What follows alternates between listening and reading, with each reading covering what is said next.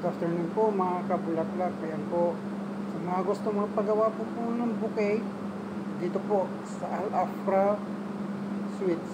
Ayan po, may mga bulaklak po kami dito na fresh. Ayan, mga accessories.